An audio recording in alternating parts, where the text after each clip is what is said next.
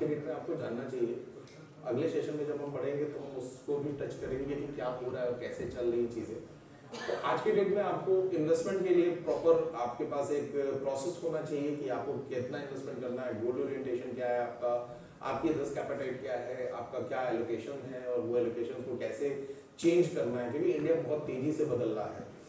हम कहाँ petrol car से डीजल कार से बदल के ईवी की तरफ बढ़ रहे हैं, हाइब्रिड की तरफ बढ़ रहे हैं, हाइड्रोजन की बात हो रही है, ये सारी बातें चल रही हैं। सोलर पैनल्स की बात चल रही है, हर घर में सोलर पैनल होते जा रहे हैं। धीरे धीरे इलेक्ट्रिसिटी, यूपी जैसे स्टेट में जहाँ हम लोग 3-4 घंटे का रोस्टिंग पीरियड होता था, जहाँ लाइट्स नहीं रहती थी, आज कैसे लाइट अचानक से 24 घंटे मिलने लगी। ये सारी चीजें इंफॉर्मेशन है। इन इंफॉर्मेशन को अगर हमने कायदे से रेट किया ना, एक्चुअल में पैसा बहुत है। इंडिया में इन्वेस्टमेंट के लिए वर्ल्ड आ रहा है।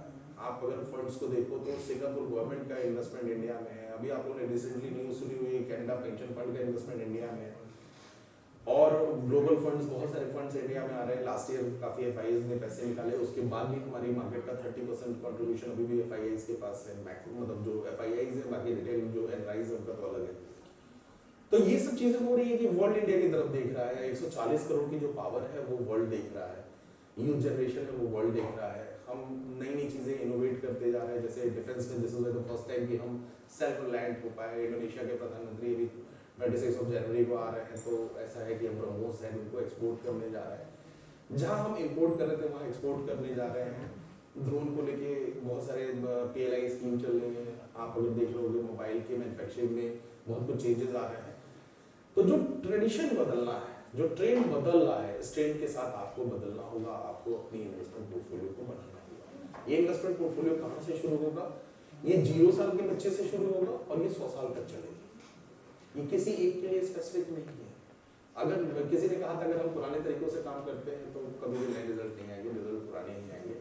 अब तरीके बदल गए हैं, अब ये इंडिया बदल गया है। ये नया भारत है जहाँ पे गूगल के सीईओ, वर्ल्ड बैंक के चीफ इंडियन होते हैं। ये पहली बार हो रहा है कि हम पूरे वर्ल्ड को रिप्रेजेंट कर रहे हैं अपनी एक जगह से। तो कहने का मतलब है अब वर्ल्ड इकट्ठा होता जा रहा है। अब एलन मस्क जैसा आदमी आज के डेट में और अमेरिका के राष्ट्रपति के चुनाव में वो मेन ऑर्गेनाइजर था जो सारी कैंपेन को मैनेज किया। तो आप सोचो कि वो क्या रहा, बिजनेस और पॉलिटिक्स सब कुछ साथ साथ चल रही है। तो अब चीजें बदल रही हैं। हमें अगर अपने पैसे को इन्फ्लेशन से बचाना है तो हमें अपनी प्लानिंग करनी होगी, क्योंकि अब टैक्सेशन, आधार कार्ड, पैन कार्ड लिंक होने से टैक्सेशन बदल गया। अब सारी चीजें बदल रही हैं धीरे धीरे। अब आप एक चीज समझो, अगर आप 30% के टैक्स स्लैब में हो और आप एक गाड़ी खरीदने जाते हो 20 लाख की गाड़ी, तो आपको 26 लाख की पड़ती है, पहले भी पड़ती थी। 6 लाख आपने टैक्स दे दिया, उससे आपने 20 लाख रुपए निकाले और 20 लाख की गाड़ी खरीदी आपने। तो इस टैक्सेशन को कैसे हम मैनेज कर सकते हैं, कैसे हम टैक्स पे की जगह कुछ और कर सकते हैं। अभी रिसेंटली जॉब वाले लोग मुझे मिले, वो ईएमआई पे जी रहे। मेरा एक दोस्त था, रिसेंट में उसका पोर्टफोलियो रिव्यू करने का मौका मिला। 5 लाख की तनख्वाह है और 3.5 लाख रुपए की ईएमआई है उसकी।